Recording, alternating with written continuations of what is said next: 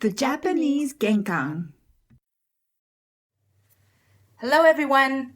We're very excited as we are making our very first Lost in Japanglish video.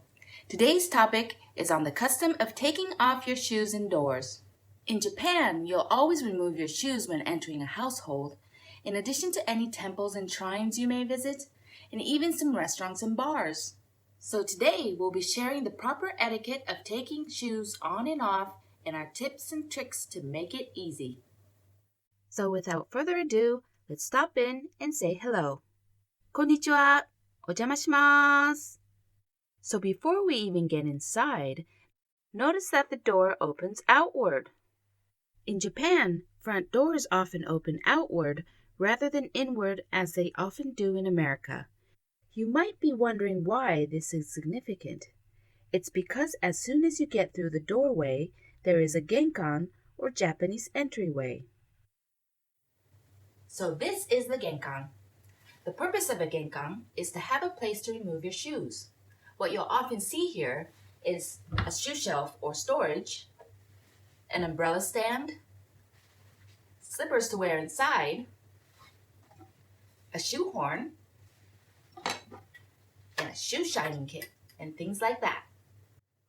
So you'll notice how everyone coming into the house will quickly remove their shoes before going in.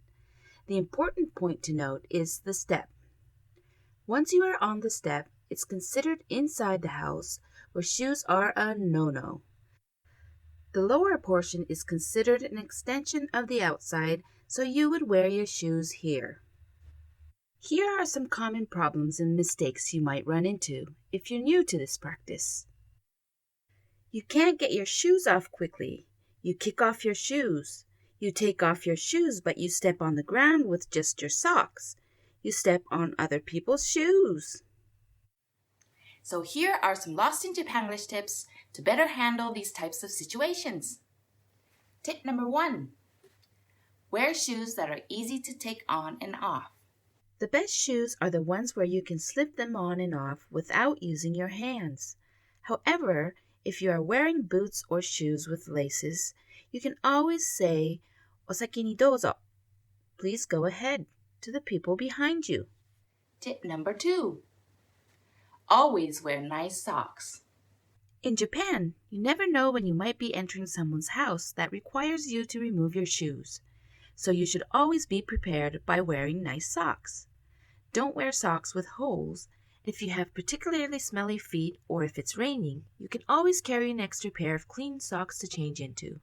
You can also purchase the travel-size deodorant sprays from the local mini-mart or convenience stores. Tip number 3. If you're barefoot or wearing tights or hosiery, wear the indoor slippers provided. Tip number 4. Arrange your shoes nicely. Align them together and turn them around so the toes point outward towards the exit. This makes it visually pleasing and more efficient when it's time to put them back on. Tip number 5. If you have difficulty getting your shoes on and off, it's perfectly okay to sit down on the step. Also, feel free to use the shoe horn provided to speed up the process. Finally, you might be asking the question, why do Japanese people take their shoes off inside? Japan has a long history of a lifestyle that's on the floor. Especially in tatami rooms with tatami mats, it's customary to sit on the floor to eat and lay out futons to sleep. This is why it's so important to remove your shoes and keep the floors clean. Also, as a side note, if you are entering a tatami room, you'll want to remove your indoor slippers before doing so.